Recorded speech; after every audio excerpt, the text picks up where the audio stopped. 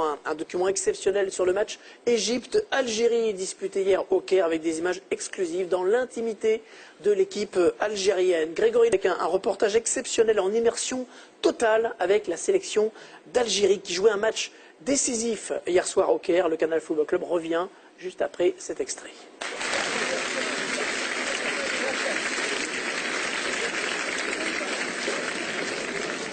Comme par hasard, aujourd'hui il y a la sécurité. Hier il n'y avait personne, regarde, aujourd'hui il y a les chars, il y a tout. Je suis en Afghanistan. Voilà, c'est pas un match de foot. L'armée c'est un char, regarde, c'est l'armée, c'est même pas la police. Elle jouait un match décisif en Égypte, un derby explosif, l'enjeu était absolument énorme. L'Égypte devait gagner 3-0 pour souffler la qualification au Fennec d'Algérie et en cas de victoire 2-0, bien c'était l'égalité parfaite et donc un match d'appui. Le match s'est joué dans un contexte terrible. Guillaume Pivot, notre envoyé spécial, a eu le privilège de pouvoir passer plus de 48 heures en immersion totale avec l'équipe d'Algérie. Regardez ce document exceptionnel raconté par Christophe Estagno et Guillaume Priot.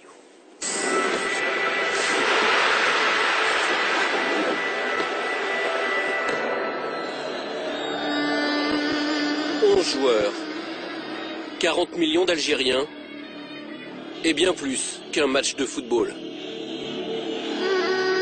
Toute l'Algérie est dehors actuellement en train de nous attendre et de nous supporter. Donc cette image elle est ancrée dans nos têtes pour fêter la victoire et la qualification Inch'Allah après le match.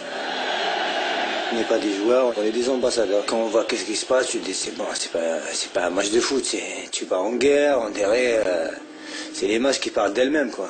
Jeudi dernier, au moment où l'équipe algérienne atterrit au Caire, tout semble pourtant si calme. Certains supporters posent devant les photographes. Des scènes de fraternité rassurantes entre deux nations qui partagent la même langue, la même religion. Nous sommes des frères pour toujours.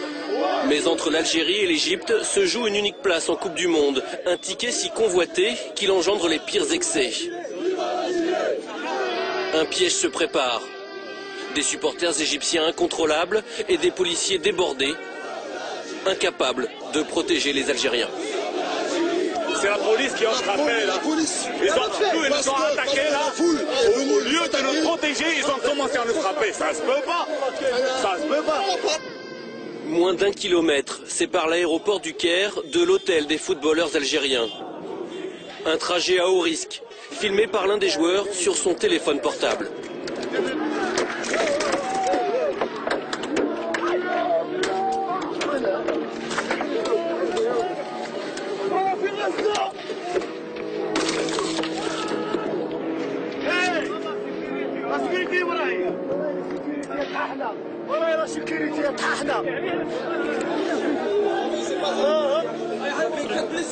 Qu'est-ce qui s'est passé, Majid? Qu'est-ce qui s'est passé? Comment imaginer que ces hommes ensanglantés qui descendent de leur bus ne sont venus jouer qu'un match de football? 4 joueurs blessés. Et sur le coup, la colère qui monte.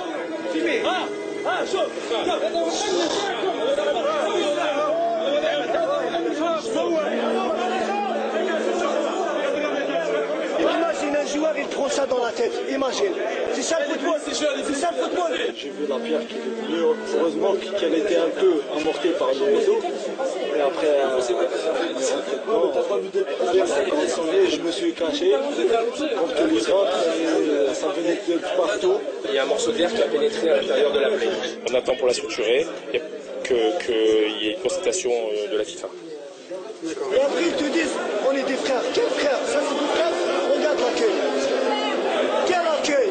Ils te disent l'Algérie, quel accueil? Là en Algérie on n'a touché personne en Algérie. Il n'y a personne qui dit touché. Ça, parce qu'ils voient les gens, c'est pas un joueur. Après ils te disent on est des frères, on n'est pas des frères. On va la gagner, on va la gagner. On va gagner, on va gagner.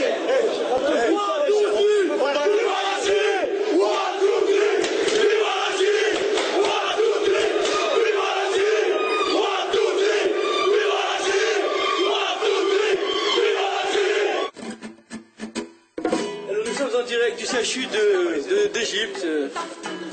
Donc, est-ce que vous pouvez nous parler de la blessure de certains joueurs? La vôtre d'abord. Elle est centrale au niveau du cerveau. Il faut commencer par elle. Le lendemain, dans l'intimité de l'hôtel, plus personne ne peut approcher. Ni supporters, ni journalistes, notre caméra est la seule acceptée. Loin du tumulte, les plaies ont été soignées, les esprits se sont apaisés. Je suis en train de me remonter le moral. J'ai failli pleurer hier, mais ça va là. Non, alhamdoulilah, tout se passe bien. Impeccable. Même avec un bras au moins, on va jouer. On aura plus de courage. Mais cet avant-match sera de tous les excès. Rafik Saïfi s'en rend compte une deuxième fois lorsqu'il s'aventure hors de l'hôtel. Comme par hasard, aujourd'hui, il y a la sécurité. Hier, il n'y avait personne. Aujourd'hui, il y a les chars, il y a tout. Je suis en Afghanistan. Voilà, c'est pas un match de foot. L'armée, c'est un chargeable, c'est l'armée. C'est même pas la police. Plus d'1 heure et quart pour enfin atteindre l'immense stade du Caire et s'entraîner. Le soir venu, nouveau souci, ce bruit de klaxon incessant. Est-ce vraiment un hasard? Il est bientôt 2 h du matin et puis ça continue. Hein. Il continue, il tente de déstabiliser par tous les moyens. C'est pas très beau, c'est pas très sport, mais bon. La vérité, elle se passera demain sur le terrain. Bonne nuit, on va aller se coucher. Ils ont arrêté de klaxonner. Tard dans la nuit, Antar Yahya, l'ancien joueur de Bastia, est presque au bout de ses surprises. Sûrement, l'Égyptien, il a dû prendre ma carte, il a démanié. Ici devant la porte. J'étais mauvaise langue, pardon. Jour de match. Malgré les incidents, la Fédération internationale a décidé de maintenir la rencontre.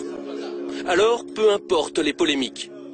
Ah mais chez nous, il peut se passer n'importe quoi, il y aura toujours une bonne ambiance, ce sera toujours détendu. On est plus fort qu'eux, et c'est pour ça qu'ils ont commencé à nous créer des histoires. On savait qu'ils allaient nous faire tous les moyens pour nous déstabiliser. Vous êtes l'exemple, c'est l'Algérie qui joue. Et on doit donner un très bon exemple dans le comportement pour tout le monde. Y compris moi, parce que la dernière fois je me suis énervé.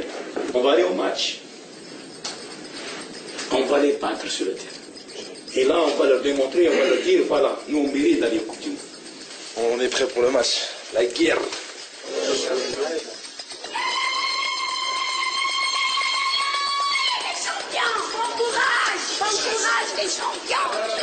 Partout à Alger, partout dans le pays, des places de village au restaurant, un peuple espère.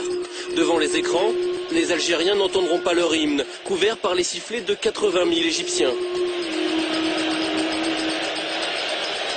Mais ils assistent aussi impuissants que leur équipe nationale au pire scénario possible. Première alerte dans le périmètre algérien, ça a failli être l'ouverture du score. Et Lounas Gawawi en 2 temps. Le premier but des Pharaons dès la 2e minute. Une défaite par un but d'écart qualifie toujours l'Algérie.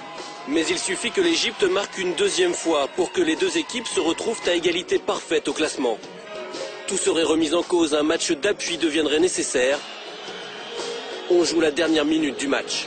C'est bien joué par Bouguera, une fois de plus. La main tactique, la main. Égalisation égyptienne alors qu'on jouait les arrêts de jeu. Ainsi est fait le football.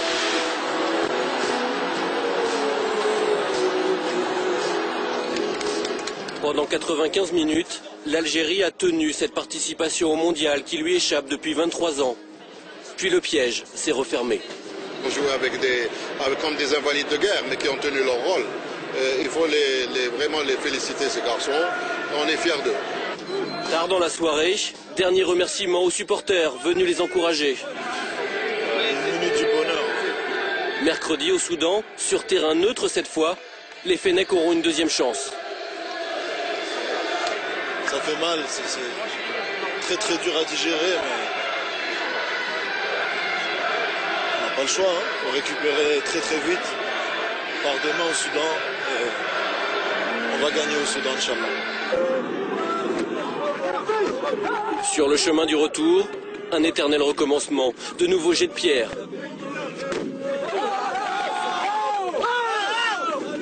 Mais cette fois du fond du bus, malgré la tristesse, malgré la colère, s'élèvent quelques chants, comme une réponse aux attaques, comme un signe de plus que l'Algérie n'a pas renoncé.